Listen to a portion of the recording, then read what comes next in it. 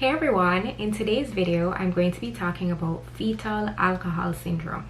Now, with most of us being at home, there are some rumors or some speculations that pregnancy rates and birth rates are going to go up in a few months' time.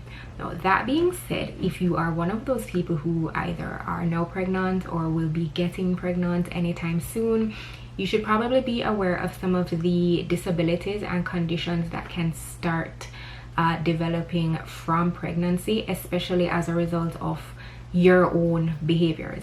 And fetal alcohol syndrome is one of those things. But what is it? Fetal alcohol syndrome is a condition which is characterized by both physical and intellectual disability as a result of the damage brought upon the child developing in the womb because of their mother consuming alcohol. So as a mother, if you drink alcohol during your pregnancy, that gets passed on to the child and it causes disruption in some of their development, including physical things as well as mentally or intellectually.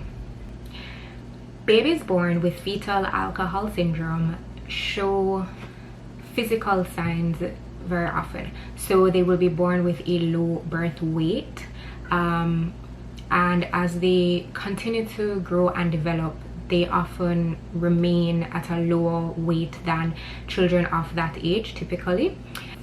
There are also facial deformities, so you can see it in the eyes, in the lips, sometimes in the nose, slanted or being smaller for those features. Now, in addition to the face and to the weight, children with fetal alcohol syndrome can also have kidney problems. They can also have bone problems as they go on, and they can also be born very often with very small heads, or heads that are smaller than the average. So those are the physical manifestations of the syndrome. However, there are also cognitive and intellectual delays that can come because of it. So for example, children with FAS often have delays developmentally. Now, I did make mention of developmental delays in a previous video of mine, and I will link it somewhere up there. You can go and check that out. But developmental delays are those things which children are expected to reach or start doing by a certain age. So for example, walking, talking, grasping things, and so on. So the individuals with this syndrome, they often do not reach those milestones, or they don't reach it at the age that they're supposed to. So they get there a lot later than other children who are more typical or typically developing. There are also other symptoms. For example, some of these children will have learning disabilities, so difficulties with learning in school. They will also have poor coordination or lack of coordination.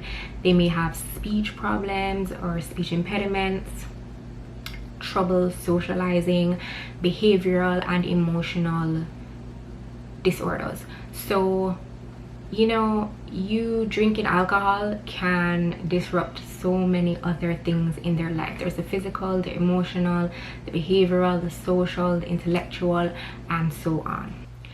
So I worked with a child who had fetal alcohol syndrome, and it was pretty obvious that that was what the condition was.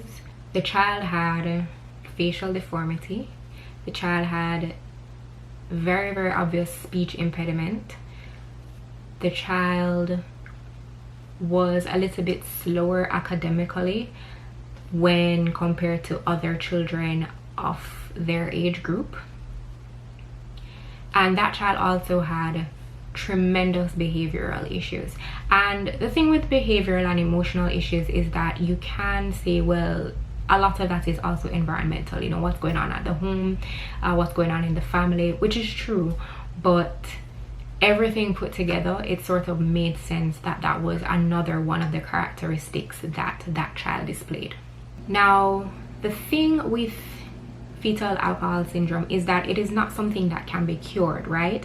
It is something that you just have to find a way to deal with, essentially, and to ultimately try to let this child get the right tools to be able to go on and live a successful life. So one of the things that you can do is therapy. And therapy, you know, there's a whole bunch of different therapeutic measures that can be taken. So you may send them to speech therapy, physical therapy, because remember we mentioned like they might have speech problems or lack of coordination. They may need, you know, psychological therapy for some of the behavioral and emotional aspects, as well as just good education, differentiated instruction, for example, for those with you know, learning disabilities and so on. So essentially, if you are pregnant or you are planning on becoming pregnant anytime soon, it's a good idea to stop your alcohol consumption, you know, even before your pregnancy, and definitely throughout your pregnancy.